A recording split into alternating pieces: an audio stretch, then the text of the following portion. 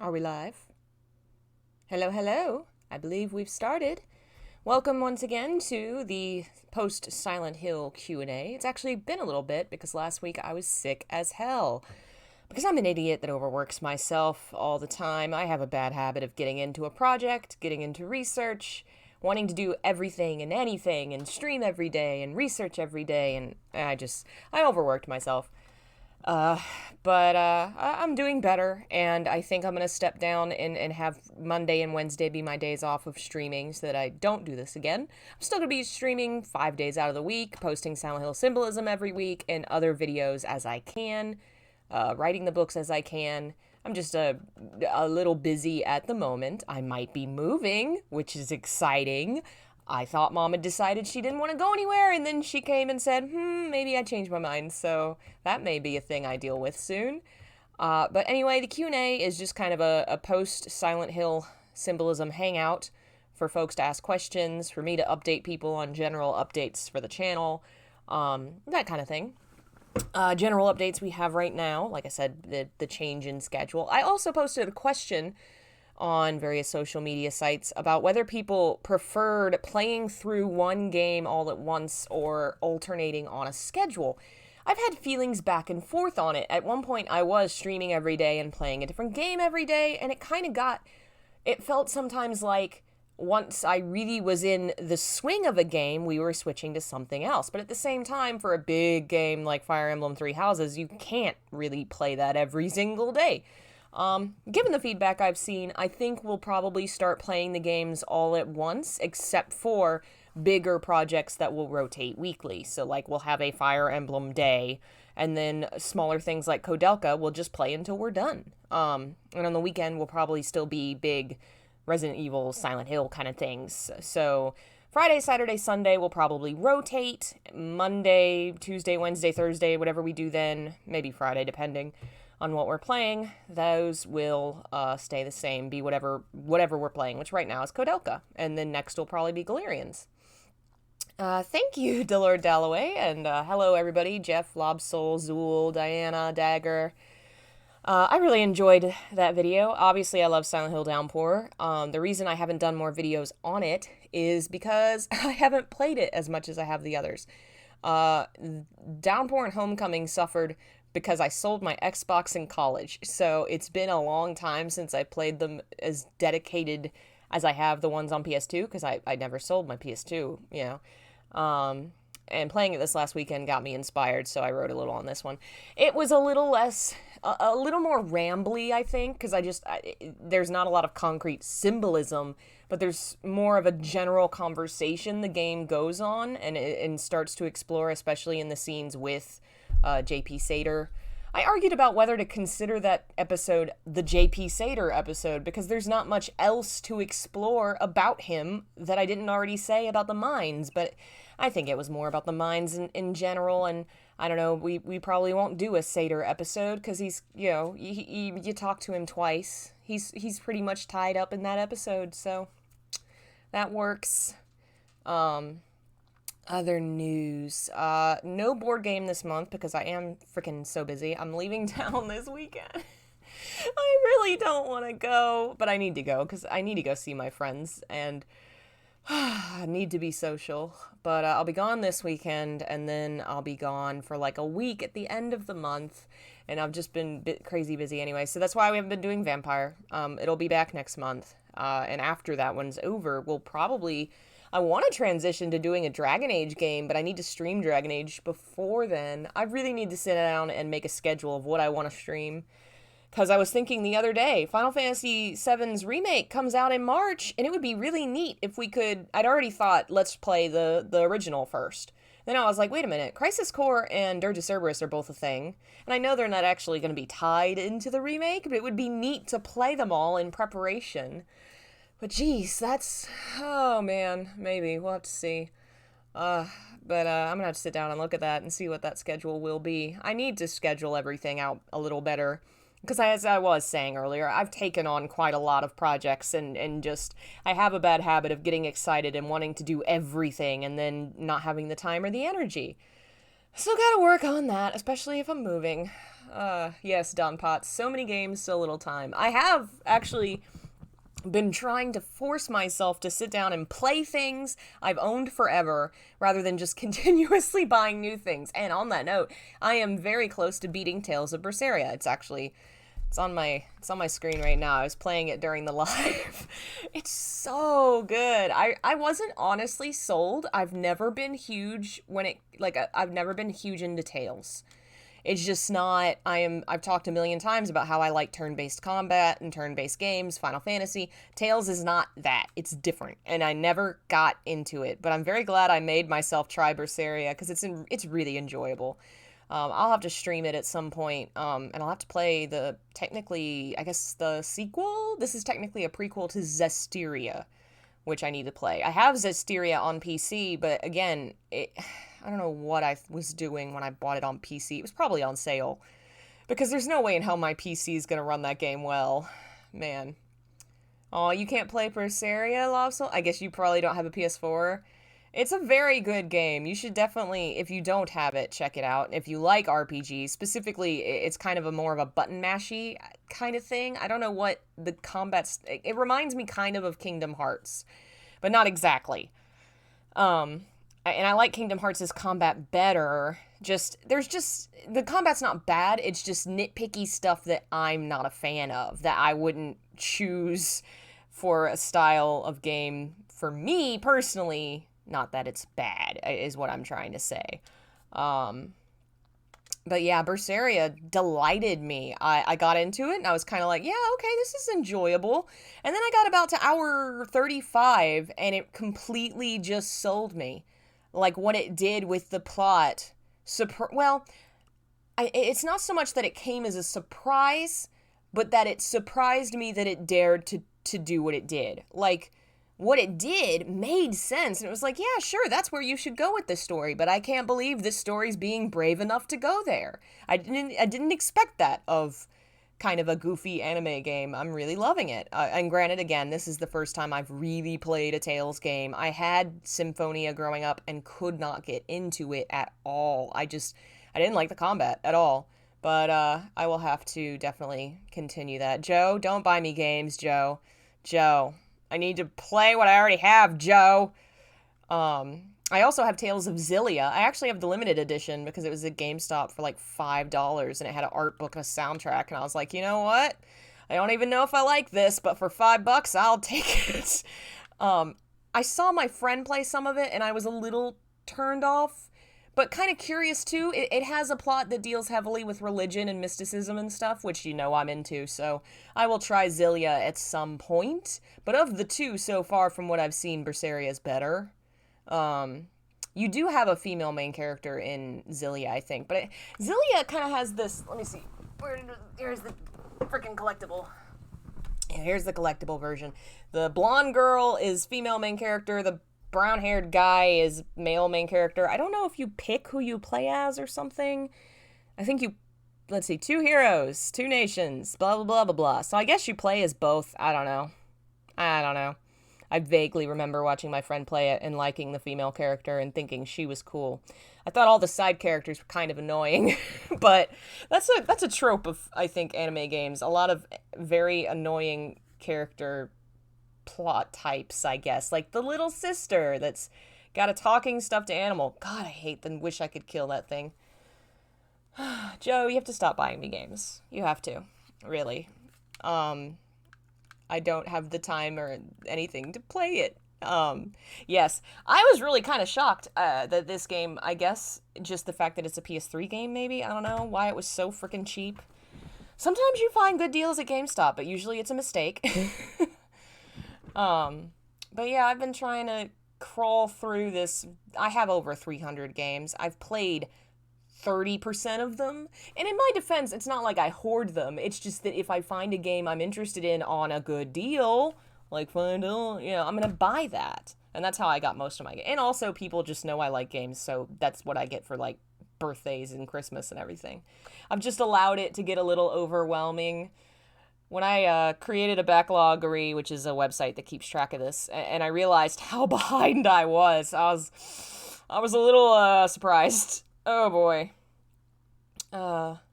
With Zillia, it's the same story but two different perspectives. Oh, so that kind of sounds like Fire Emblem Shadows of Valencia. You play through the same plot, but there's two characters whose stories you follow, and they kind of go to their own separate ways. But yeah, that's a very good game that I need to finish. I'm on like the final boss, and I got stuck, I think. I'm bad at finishing Fire Emblem games. I'm at the final parts of Awakening and Echoes, and I can't bring myself to finish them because I know they're gonna make me cry.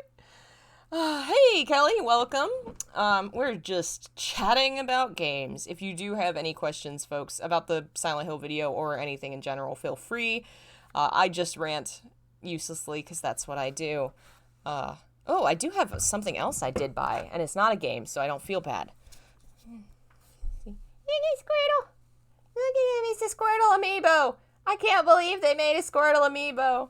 He's so precious and adorable. It's like one of the only amiibo I have that's not a Fire Emblem character. He's precious. I love it. Oh, man. And of course, since it's an amiibo, they're going to vanish into thin air eventually. Oh, Jeff. I've been missing Fire Emblem some too, but I think I also was getting a little oversaturated on it because you do. Sometimes you dive too deep into something and you step back and be like, okay, I'm way too hyper-focused on this. Let's do something else. I can't wait to go back to it next month, though. They do have an Ivysaur, but they don't have a Bulbasaur amiibo, unfortunately. Let's see. If you were to give creative input for a new Silent Hill movie, would you write your own story or adapt one to film? If I trusted the people I was working with and I felt we could do it justice, Silent Hill 2 as a film would be really interesting. You could do some neat things with it visually. But otherwise, I really think it's time for a new story. Silent Hill has needed a new story for a long, like one that's genuinely supported and allowed to exist and not like had its legs cut out from under it by Konami. God. Have there been any horror games that really scared you, Muse? Yeah, I was talking about that yesterday, I think. Condemned Criminal Origins has a level in it that I genuinely remember being, like, freaking out about. Like, not like, but, like, I had moments where I was, oh my god, I'm on edge, I'm a little nervous, this is unsettling. Like, I could tell it was getting to me, which was exciting, you know, because I was looking for good horror games that could actually do that. I've talked about how Silent Hill 4 genuinely scares me because of ghosts and first-person cameras, which is the same reason Fatal Frame gets to me, because the aspect of the having to face your fears, as the Fatal Frame devs talked about, and fighting against creatures that are, in a lot of ways, not really killable, is just a really lovely combination for a fear cocktail. Let's see here. What kind of research goes into your Symbolism videos? So, typically, especially for the Silent Hill ones, when I play through well, this is true of any game I do, I play through the game, and I tend to keep a notebook, or at least a kind of a thought process in my head of my thoughts on the game, things I want to look into, things I notice, themes, that kind of thing. I kind of try to keep a running tab on, so that when I'm finished playing through it the first time, I can kind of process my thoughts and put it all together. From there, I'll follow threads like, oh, I see this symbol is important in the game. Where is that from? Does it have a real-world equivalent? I might look up names, things like that have possible tie-ins to real-world mythology and myth, like The Witcher having monsters that are named for real-world myths and looking into that, or Silent Hill looking into some of the themes of the game, the reasons the devs made this or that. I read a lot of interviews. I dig into a lot of archives, magazines. It's a pretty long process, which is why for Silent Hill, I have so many years of research on it that I kind of can easily put out videos, but for other games, it takes me longer because I'm still putting in the legwork of researching it and playing it. Like, I already have thoughts about Tales of Berseria I'd like to put out there, but it will take time. I've actually considered starting another series that's a little more relaxed than the Symbolism series, so that I can just kind of, like this, kind of just word vomit my thoughts about a game. because otherwise it does take me forever to put together a really cohesive argument for how I feel about a story. A lot of reading, a lot of researching. I know that's very vague, but that's basically what I do. I play the game, I kind of think about it, I notice things, and then I follow that up by reading interviews and articles and books and Wikipedia pages. That's a really easy place to start, you know. You see a cross that looks interesting, it's like, oh, that looks okay. What's Wikipedia say? Oh, it says it's that. And then you go look at the resources and go, okay, that one looks promising, and you read that and that kind of thing. Oh. Look into Them and Us or Death Bloom. I will have to look that up.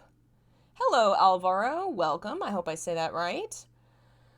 And Daymare 1998. I've heard mixed things about that. I may look into it eventually when it's on sale. Yeah, I've heard mixed things about that game's success. Yeah, I've kind of was thinking of something like a thoughts on series or a so I've been playing blah blah blah and just talking about it. I wish I'd thought of it when I started playing Berseria because I could have hooked it up and had it recording footage, and woe is me, I didn't think of that. What was the first horror movie I saw? You know, I'm not sure. I've talked about how I don't watch a lot of horror movies. Probably something like Jurassic Park or something, which isn't, I don't know, it's kind of horror adjacent. I don't think many people think of it as a horror movie, but it has a lot of the same tropes going on, a lot of the same build-up. I've watched a lot of the Hannibal films, Hannibal Rising, Red Dragon, Silence of the Lambs. I really enjoy those. I watch a lot of, like, animated horror, Monster, Hellsing, Drifters, you know. I tend to watch more violent anime when it comes to that. Are we still doing a horror movie watch? Yes, I was going to try to tonight, but I don't think that's going to work. Probably tomorrow, or if I can't tomorrow because of the... Right now I'm preparing to leave for the weekend, and I'm running out of time. So, worst comes to worst, it'll be Monday night when I come back. We'll watch some Hideyuki Kikuchi movies. I'm so excited. So the 3 movies I have, I don't know if we'll have time or energy for all 3, but I have Dark Side Blues, Demon City Shinjuku, and Vampire Hunter D Bloodlust. Dark Side Blues is a film based on a manga written by Hideyuki Kikuchi, which is interesting because most of his works are novels, not manga. I read Dark Side Blues, and I cannot fucking tell you what it's about or what it is. Google it. It's the wildest thing. I don't understand. If you want to read the manga before we see the film this coming whenever, you should. You'll be as confused as I am. It's so hard to explain. It's some kind of strange dystopia and about freedom fighters, but I mean, I couldn't tell you. Just wait. It's so weird. Vampire Hunter D Bloodlust is the best Vampire Hunter D film. It's one of the best animated films I've ever seen, and it adapts one of the best Vampire Hunter D stories into film. I love it. I wish I owned the soundtrack. It's fantastic. And Demon City Shinjuku is actually the one I know the least about because I don't own the book and I haven't seen the film yet. But it's based on a larger series of his works, Yashikiden, and it's about, like, I think, demons in a modern metropolis, sort of. But they all seem pretty decent. I at least know Vampire Hunter D is fantastic. Great movie. I don't know if the other 2 are good adaptations or not, but they'll be fun to watch. Let's see. Does Sybil Bennett see what Harry or Cheryl see, like the monsters? I think it's vaguely confirmed. I'm pretty sure she comments on monsters at one point, and she comments on the fog and the broken streets. Whether she sees everything he does, I'm not certain of. I think she probably sees most of it. She talks to Dahlia. She clearly sees the threats and stuff. So while... I know there's a lot of theories about people being in different layers or levels of Silent Hill, which I basically subscribe to, but I think in that game she probably sees the same things he does, because you think about it, at that time, Alessa's kind of losing control of everything, and what would be the point of having her there, you know, to try and separate the two doesn't really serve her purpose. Dahlia does try and separate them, but she doesn't do it with magic or anything. Do I think Silent Hill games will come out in the future? I think it's almost certain. But the when and the where is what we don't know. The problem with Silent Hill is, unlike other properties Konami owns, it is not easily monetized or phone gamified. You know, they're turning Castlevania into a phone game. I'm sure it'll have monetization. You can't really do that with Silent Hill. Plus, it has all the baggage attached to it of the controversies, and Japanese companies don't like to remind people of when they fucked up. So I see it being shoved under a rug for a long time, to the point that it'll be a surprise when they finally announce something. But they will announce something, because they will be backed into a corner where they need the money. Because Japan has cracked down on gambling and pachinkos with new laws. Konami has officially published a statement saying that they see value in mainstream gaming now, and they're coming back to gaming, which I think is why we're seeing more of their collections and their new stuff, quote, new. But no, it will not be... I will be surprised if it's not 5 years or more out before we hear Silent Hill. I mean, when did PT... 2014? I think? Because you think about, they only just announced Castlevania for the phone, which is one of their other major titles, and it's for the phone. It's not even a real Castlevania game, so how much further are we going to have to go before they'll finally say Silent Hill exists? But yes, it will happen. It will definitely happen. I mean, think about it. People didn't think Kingdom Hearts 3 would happen, and here we are 10 years later. People didn't think Final Fantasy 7 would be remade, and it's coming.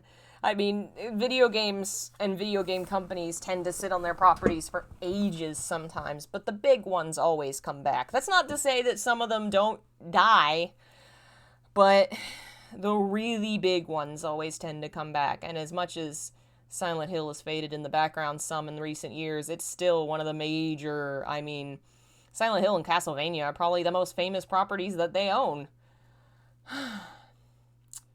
If Silent Hill returned to cinema, who do you think would pull it off? I mean, definitely, that's, now that you've said that, his name escapes me. The guy who did Pan's Labyrinth. It's no-brainer.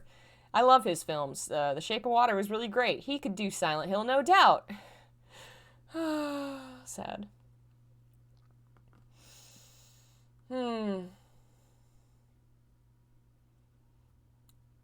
Yeah, well, Virgil Hiltz makes a point that if they did try to do a Silent Hill game, they'd screw it up because all the talent's left. Well, think about before all this, before Kojima, they weren't even keeping it in-house. You know, the talent wasn't at Konami. They were farming it out to other companies to do the game, which is how I presume they'd go back to doing it.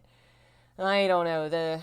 Everything is changing quite a lot in the video game industry right now, and laws are happening, and gambling is getting regulated here and across the sea. You know, Japan's cracking down on it. Loot boxes are going to get cracked down on soon. I see a lot of rocky waters in the future that might eventually convince video game companies to go back to the rock-solid hits of, oh, hey, remember when people bought Silent Hill games and they didn't have gambling in games, you know? So it all depends on kind of how that stuff changes. Because literally the only reason Konami's making games again is because the pachinko laws happened, which is just... Man. You don't think they'll dish it out to Western devs again? I don't know. See, it's all what's the atmosphere, I feel like. Because that was the done thing for a while, not just for Konami. Like, every Japanese dev was farming out their established properties to the West because the West was doing so good. But look at where we are now. The table has flipped. All the big games this year, almost all of them are from Japan, especially Nintendo. And I mean Fire Emblem, Devil May Cry, Kingdom Hearts, Resident Evil. It's the year of Japan. There tends to be this pattern in the video game industry, I feel like, where East and West never seem to be succeeding at the same time. Possibly because there's a lot of heavy tie-ins to East and West to the platforms. Like Nintendo is Japan and in that platform. And then in the West, the Xbox, you know, that platform. So when one's doing really big or when Sony's doing really big, you know, they tend to fluctuate. So now why would Konami or other companies put their work out to the West when the West is bad, you know? when the West is struggling. Their own teams seem to be doing better. Capcom is kicking ass.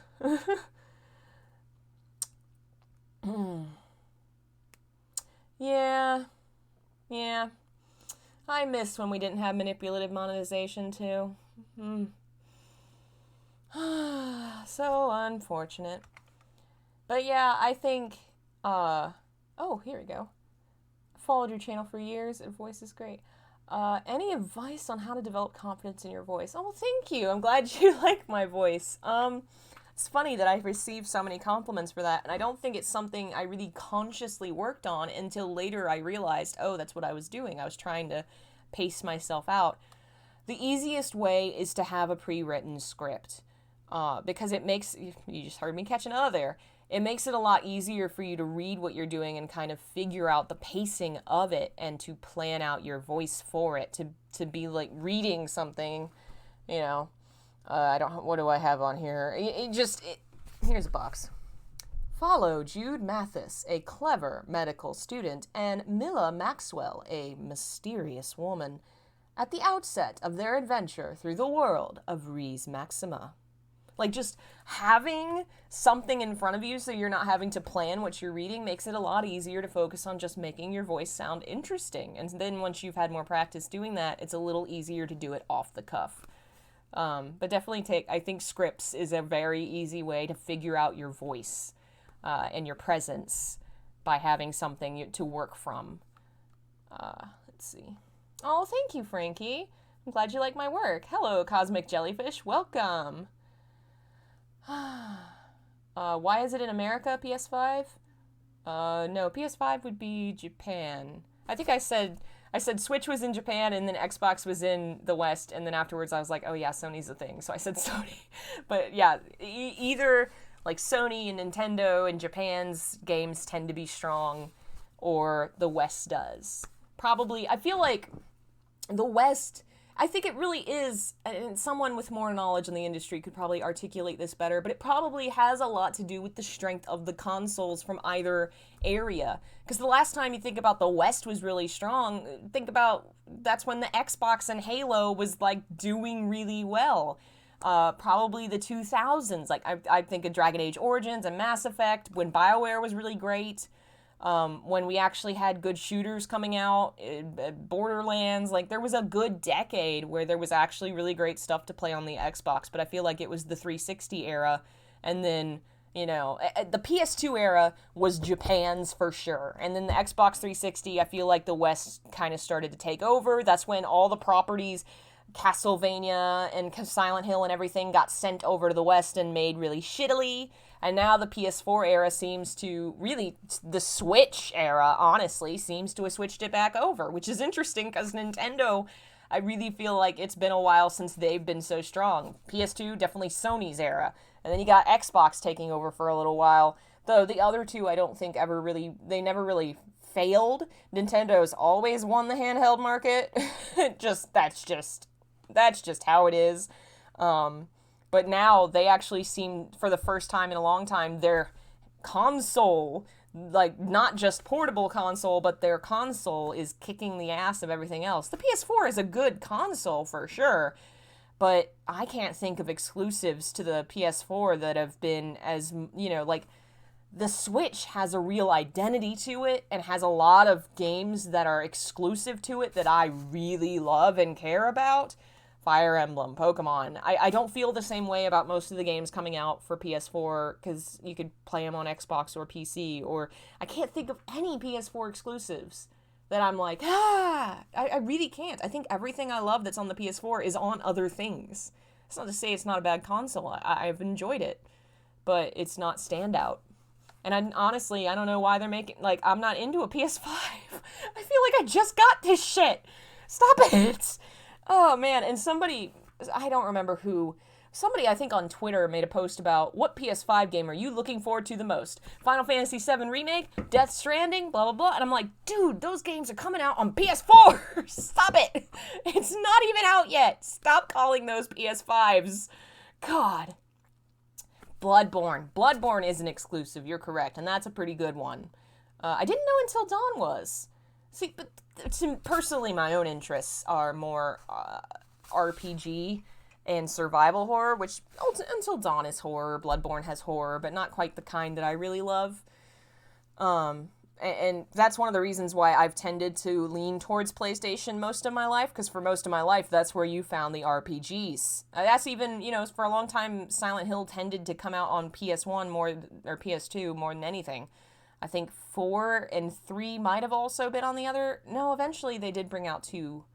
So eventually they came out on the other ones. It just took time.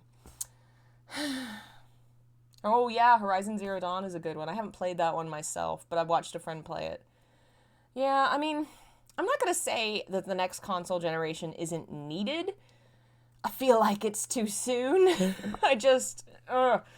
And I know for them it's not too soon. They want more money. I just feel like, I don't know, the PS2 seemed like it lived forever, you know? It feels like there was a good solid 15 years where the PS2 was just kicking ass. And now it's like every 4 years we're getting a new console. Please, God. Can't it at least be a decade? Oh, man. I mean, God. I feel like they just announced the Xbox One, and they're already talking about this Scarlet thing.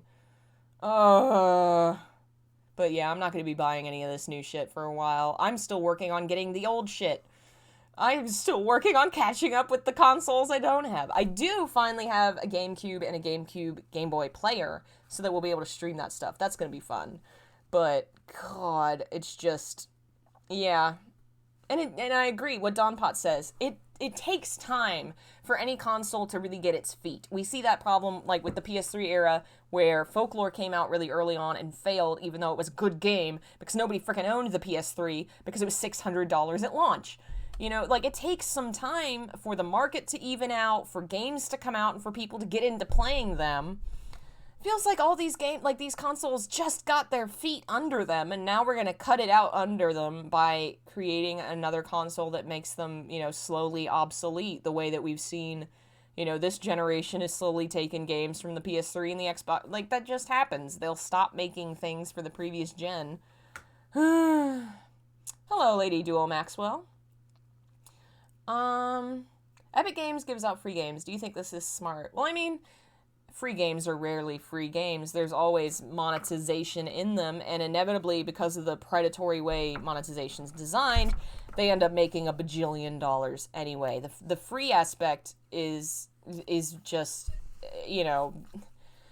an easy excuse to try and forgive monetization, which I would really recommend watching the Jimquisition, Jim Sterling's video series, because he does a lot on monetization and gambling, and he articulates his points very well in a way that I really don't have the expertise to. But in the long and short of it,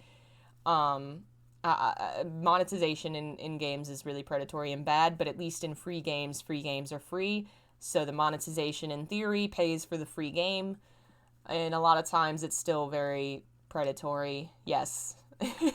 I've been binge watching his work, and he's very, even when he talks about things that I feel like should be pissing me off, I'm like, his points are very well articulated, and I find myself agreeing with him, even if he's wrong about Kingdom Hearts. I was a little upset about the video about Kingdom Hearts. I was a little disappointed in Jim, a little bit, but yes, he has, yeah. Oh wait, that's not what they're meaning. It's not free to play games. It's older games that have already been sold, being released for free to get people onto the store to try and buy things while they're there.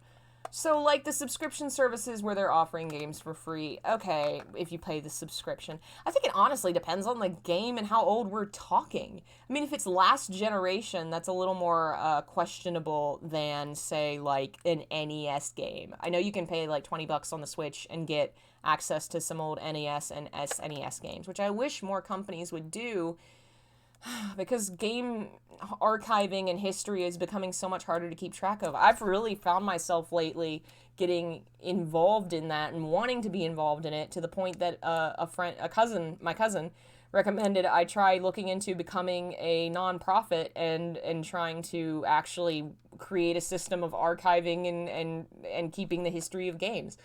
It matters a lot to me, and even if it's a cash grab, Even if it's an incentive for people to pay for a subscription service, make these games that are old available. I mean, if it's an Xbox 360 game, getting onto the Epic Store and launcher, it's mostly indie games that are usually like 1 to 5. I honestly don't know about the Epic Store enough. I don't know enough about that situation. I don't have any horses in that race. I don't play PC games because my PC won't run it. Epic Store is doing a lot of shitty stuff. To some extent, it makes sense that they're doing shitty. I mean, look at the Discord store. They tried to open a Discord gaming online store and totally failed. It's dead now. And GOG, I love GOG, but because of the way they work with the free no DRM stuff, they're never going to take over Steam. So it almost feels like, again, you have to have another asshole to take out Steam. Not to say I agree with what they're doing, but I guess I understand it. I know why they're doing it from a market perspective, but yeah. I honestly, I can't answer many questions about the Epic Store. It's just not something I'm a person that knows literature and fiction. I don't know business or market. I failed business. I tried to get a business minor and didn't do well. I failed accounting. Not good at it. Don't have good thoughts about it. Watch the Jimquisition. He does. He has great thoughts about it. I watched that and I was like, I agree. This is very smart. Yeah, I used to play more PC, and I still play some. It's just not, like, I tend to sit at my computer and play some video on my PC while I'm on my handheld or playing a game or something. Like, I use my computer more as a TV now. I don't have a TV, I have my PC. I watch my Netflix and stuff on there. But yeah, I don't PC game much. I did more 2 or 3 years ago. I went through a phase where I kind of did quite a bit, but also my computer's just not good at running them, so it got really frustrating, especially Overwatch. It would crash all the time. It used to be how I hung out with all my friends in different states. I mean, it's not it's not my favorite game in the world, but it let me hang out with my friends, and then it started crashing all the time. Garbage. Someone asked about, whether I liked Silent Hill stories that were more like based on the cult or based on the horror of, so basically whether I would prefer a story like Silent Hill 1 or Silent Hill 2. I think Silent Hill 4 is the perfect medium because you can kind of deal with writing stories that are about specific individuals and have a larger mythos that kind of ties into the things that have happened in the game's past. Downpour does this in some small ways as well, where it hints at the cult and things that have happened in the past, but it doesn't have to have it in your face every time. It lets you write different things and tell different stories with different characters. Doesn't always have to be focused on the cult right in your face. 4 does that really well too, with having Walter be your bad guy, but there's history there that deals with the cult.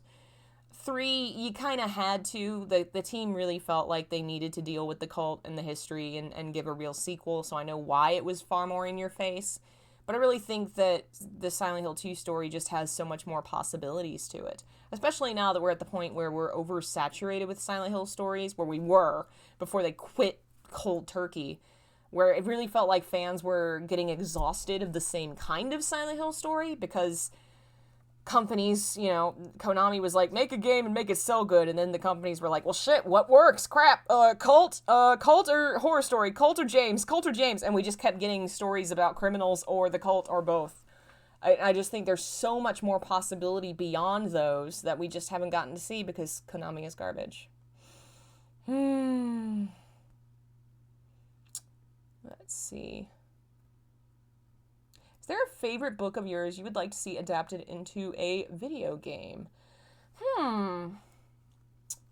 There's a lot of books that I would like to see, especially because I read a lot of fantasy sci-fi stuff that would really fit well into an RPG. I mean, they're basically from the same roots. N.K. Jemisin has a lot of really great fictional worlds. The 100,000 Kingdoms would make a neat RPG. It's got a lot of political intrigue with fantasy kind of relationship building stuff. That would be really neat, is like a BioWare style game. Lord of the Rings. Like, as much as I'm not, I feel like it's just such a great canvas to paint new, interesting stories on in an older, already beloved setting. It's one of the reasons I liked Shadow of Mordor, Shadow of War. I felt like it actually was a really interesting new twist on something we all already knew about and loved. I'll never get tired of that. But I think Hideyuki Kikuchi's works. Honestly, I was thinking last night I might make a video to this point. I think he's the only horror writer that's actually genuinely horrified me. I've read Hannibal and Jurassic Park and other Stephen King and kind of felt like a lot of it was dry, or if it was entertaining, it just still wasn't horrifying to me. Hideyuki Kikuchi horrifies me. I get the shivers, you know? Ugh, I can't wait to read it with y'all, which maybe I'll try and do Friday before I leave town. It's so good. Let's see here. What other questions? I've never read Clive Barker. I've heard of it though.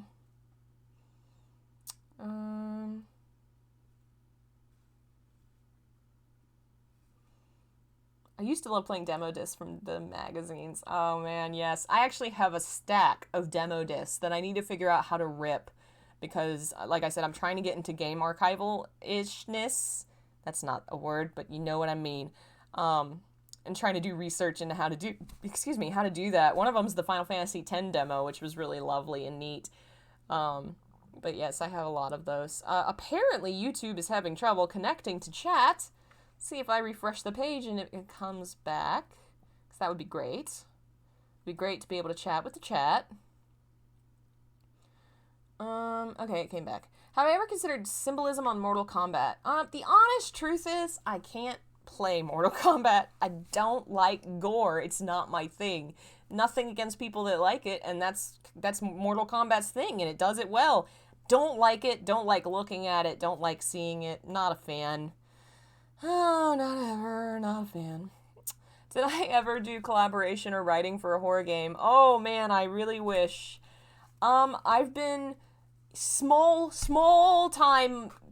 low-key approached for some projects like that by very small teams. I did work with a team for a little bit in college that I just ended up too overworked with college to do.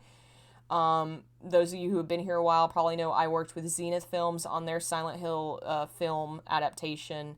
I was approached by someone else to do a little project, like nothing huge, official, big company, whatever. I am a very small fish in a very huge ocean. I would like to write my own. I have an idea for a video game that I could actually do on my own because it would work like an Ace Attorney game. So all I would need is imagery and music that I could probably hire people to do. But I need to work out more of the details on it before I actually do any kind of, I don't know, kickstarting or whatever. But I would love to do, basically, I love the style of Ace Attorney games. I'm replaying some of them recently, and it really bugged me how, honestly, they're kind of the only games like that exist, even though you could take that premise and do far more with it. And I want to create a horror game in that style. It would be very, very fun to me. If you like poetry, I recommend Henry Holloway. I'll have to check that out. Definitely. I'm a big fan of poetry, especially romantic poetry. Not the romance kind, but the romantic poets from England.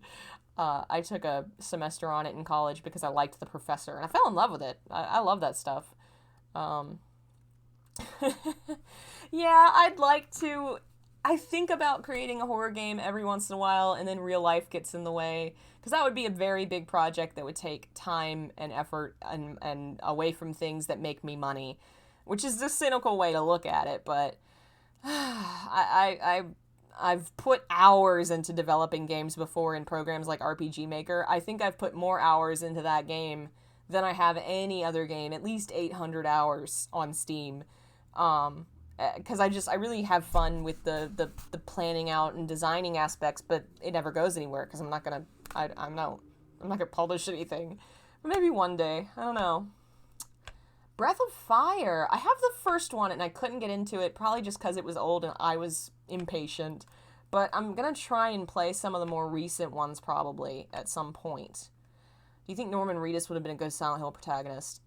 We really don't know enough. And that's my thing with PT, where people are all like, I get the tragedy of it and I get why people were upset, but we know so little about what it would have been that we really can't have any feeling, like, people have asked me to do symbolism on it, and I'll probably try eventually, but there's so little to explore because we know so little about what it would have been, you know? It's hard to say Norman Reedus would have been great at anything because he just kind of turned around and we saw his face and then he walked away and that was it. Unfortunately. How do I feel about grindy RPGs that demand you grind a lot? It depends. Are you grinding a lot because the game punishes you for, you know, like, grinding can be fun in my mind. Like, I can really get into it if you're really being rewarded for it. Like, you're getting good gear, you're leveling up. Like, maybe there's a steep difficulty curve, but at least you can see you're making progress. But, yeah, anything, too much of anything can be obnoxious, you know? Have I watched Session 9? Yes, that's a good film. I enjoyed that one. It's one of the ones that inspired Silent Hill, specifically a scene in 3 with the door and the wheelchair and stuff. It's very obvious when you watch the film. You're like, oh, there it is. It's a pretty good film. I don't know. I think I saw it on Amazon, maybe. Am I excited for Death Stranding? This is a controversial opinion, but I'm not. Listen, I was... But the problem is, it looks like it's Hideo Kojima being Hideo Kojima. And I say this as a person that's played Metal Gear Solid for years. I love those games. I've played 1, 2, 3, and 4, and I've seen some of the other ones. I like them, but Hideo Kojima has a habit of being Hideo Kojima and just being ridiculous. Like, in Metal Gear Solid 3, there's a boss fight that if you don't cheat to get around it, takes a calendar week. Calendar week to finish. Thanks, Kojima. I love it. Thank you for this. I'm going to reset my PS2's time code so it thinks that a week has passed. Just, the more and more I see of it, the less cohesive it seems, and the more it just seems like a Kojima just kind of writing his own fanfic, which I mean, like, you can sometimes tell when a fanfic is written from chapter to chapter to chapter, and the person writing it didn't really have a plan, and that's fine. It's a fanfic. It's free. People are using it to just enjoy themselves, but you can sometimes tell when it's written that way. It doesn't feel cohesive. It feels like it goes in weird random directions. There's no cohesion to it. It feels like Death Stranding has no cohesion, and it just has a lot of weirdness for weirdness' sake. I will probably play it eventually. I still love that one trailer that had the neat monster design and the guy with the gold mask, but now we're being told there's no combat, and you're just kind of exploring, and there's a baby in a tub, and you can pee, and there's, like, monster energy drinks is how you heal, I think. And also, he punches the camera if you stare at his crotch, but hey, we're gonna have Quiet dress in a bikini all the time, and you can stare at her for a whole cutscene in the rain. Just... Kojima is so freaking Kojima, and I'm not day one sold on it. Honestly, especially because at this point it looks less and less like it's horror. In the beginning, the early trailers, it really looked like a horror game. Now it looks less like that. And I'm you know me, I'm into horror and RPGs. Not saying it won't be good or that I won't enjoy it. I'm just gonna probably hold off and not buy it right away. Is there combat? Because the last interview I read said that there wasn't any fighting. And I was really confused because I was like, didn't we see a trailer that said there was some fighting? So there is combat. See, I don't know, man. I don't know. We'll see. I'm going to let other people play it first and see what they say and how they feel about it. See what it actually is. I don't know. I'm just, Kojima. Oh, man. He's wild. But not necessarily always bad. Metal Gear Solid 3 is one of my favorite games of all time. And I don't know how the man that wrote the character of the boss could then go and write Quiet and not... Just how does the same person do... I mean, there's multiple people involved in this stuff, for sure. So maybe that's it. Maybe there were people working with him who kept him on the straight and narrow doing interesting things and not just Quiet. That still bothers me.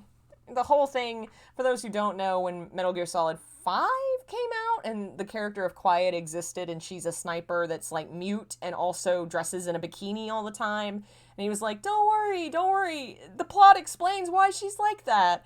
There's a reason. And we were all waiting with bated breath for what the reason she had to be naked was. And it was photosynthesis. She photosynthesizes.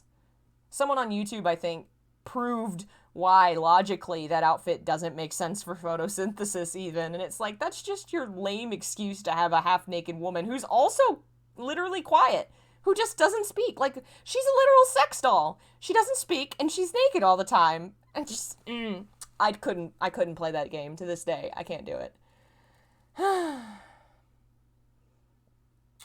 Yeah, I agree with you, Virgil Hiltz. It looks like it could be something I like. I guess I just keep getting so many mixed messages about it that I'm just like, I'm just gonna wait and see what it is. I'm not buying it day one. I have been burnt before. I'm gonna wait and see what it turns out to be.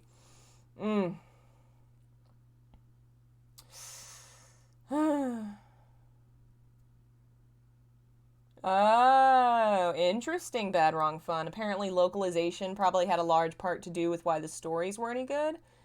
Yeah, that's possible too. How much have I played of Drakengard 1? I haven't beat it. I got up to the part where, the elf lady in the jail. I'm breaking an elf lady out of jail. That's what's happening. I had to quit because it was killing my hands. God, I'm having the same problem with the Tales of game because it's also kind of a button mashy combat style. Like, geez, guys. Apparently back in the day, we didn't know that freaking carpal tunnel was gonna be a thing because, oh my god, my hands are killing me. I literally had to start playing Tales of sideways like this, and I mashed the buttons with my other hand just so my right hand can have a break. God. Interesting. I'll have to look that up. And yeah, these days it is definitely a good idea to hold off from day one things.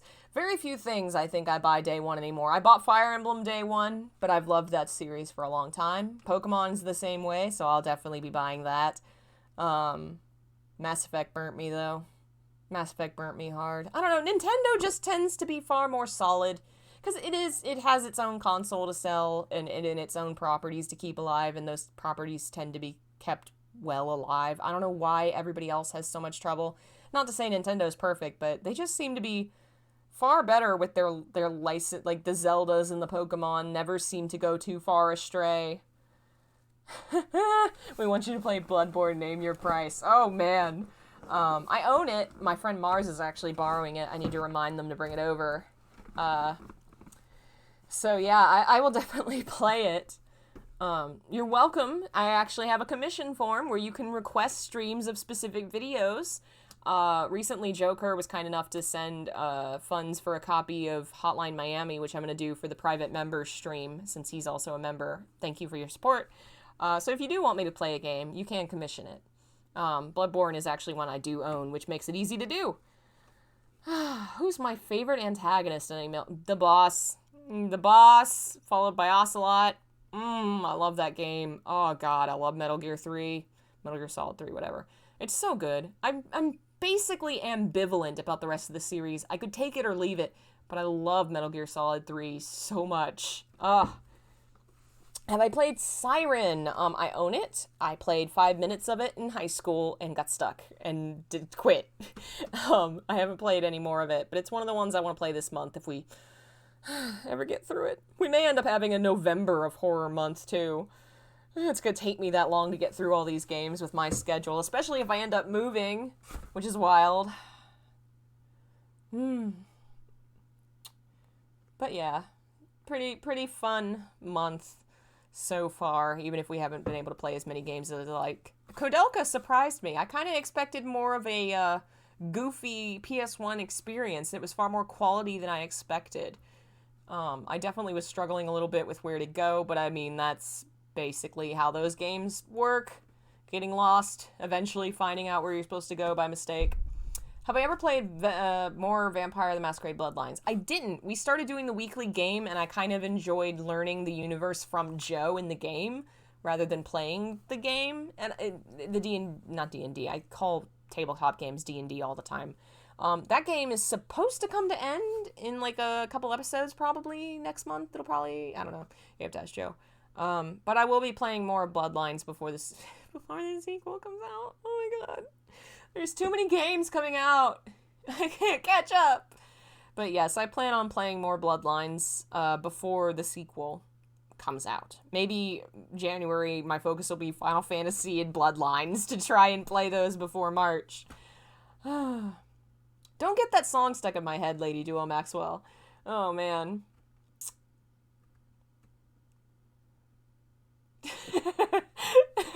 Kojima should put Solid Snake in a bikini and say it's because of photosynthesis. Yes. You know, back to Tales of Berseria. Let's see if I can probably get my webcam out. Alright, here we go.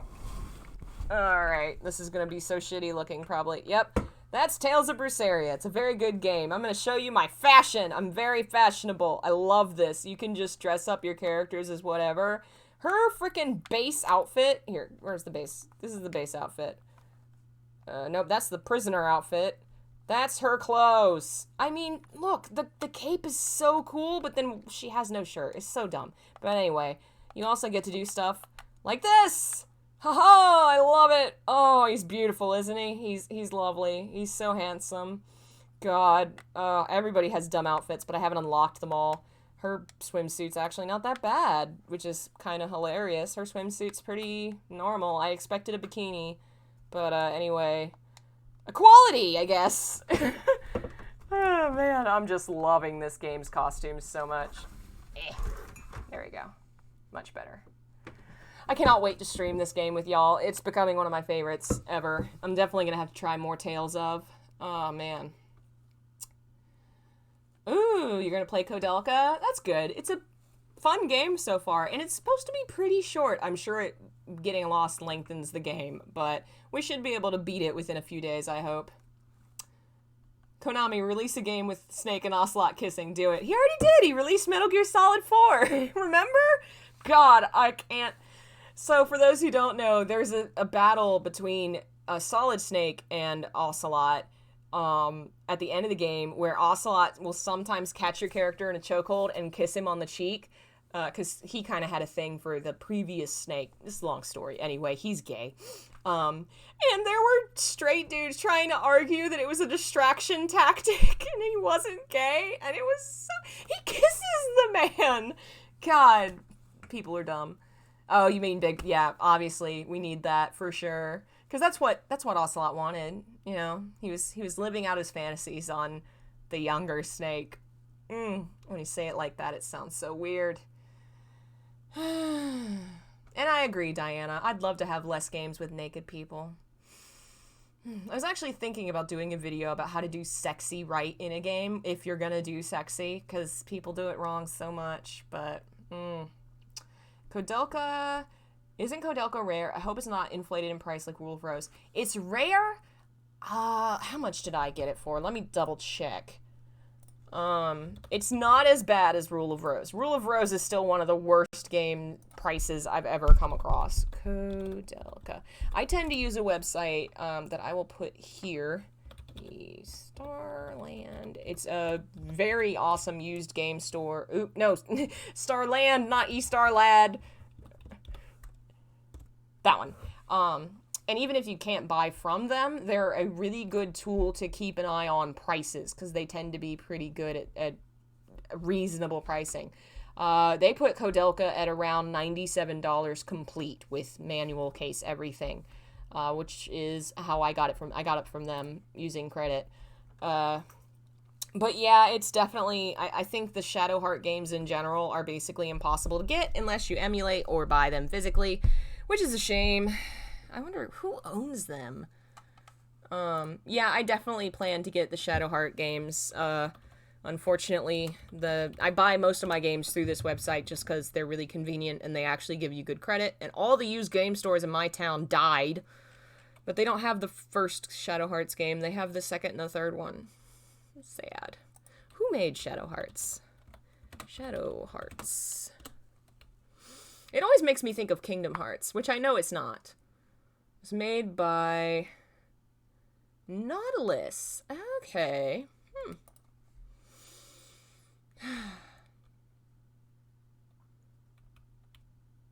Well, so we are about to come to an hour of chatting, and it has been quite fun. If you have any other last-minute questions, go ahead and throw them up there while I tidy everything together. As usual, you can follow me on social media if you'd like to keep up to date with everything. And join the Discord if you want to hang out with some cool people. Hi, Bobby. Bobby, say hello.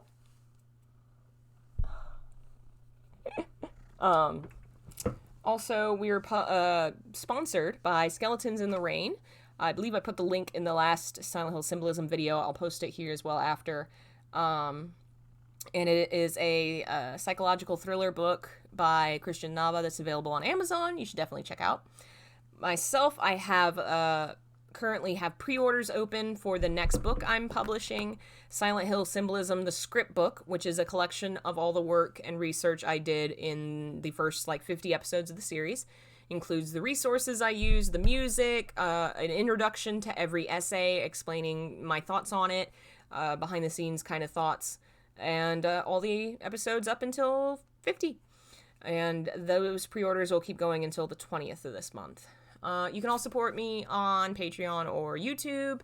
As little as 99 cents a month. You can be part of getting discounted merchandise or even free copies of my books, being invited to movie and anime nights, private streams. You can commission me to request streams or videos on games. All the links are below, and you can learn more about all that. As always, I'm very thankful for your support. It lets me to continue to do this and speak good words. God, it lets me invest in the channel and purchase new things, purchase games like Kodelka so that we can stream them and I can write about them, and it also funds my living, and I'm glad that I can eat thanks to all of you. I believe that's everything, unless we have any last minute questions. Which video game characters do I like / crush on? Well, if you couldn't tell, that's definitely one right there. Definitely Yuna, Final Fantasy. Hello, Bob. I definitely had a crush on Riku from Kingdom Hearts when I was a kid. Let's think. I think most of my crushes, now it's too low. Growing up were probably anime characters. But Yuna was definitely a big one for me growing up. Let's see here. If I missed anything else. I believe... Oh, thank you, A Dreaming of a Tree. I'm glad you like my work. What are my planned videos for the upcoming month? More Silent Hill Symbolism, of course. I'd like to do more on Downpour if we can get through more of it. I don't know when that'll be, but hopefully. I have another Final Fantasy X video hopefully coming soon. Another Kingdom Hearts video I've been working on. I have a lot of things that are kind of slowly in the works, but it takes a lot of time and research to actually finish them. But that's what I'm currently working on right now. Thank you all for your support, and I will see you guys next time. Bye.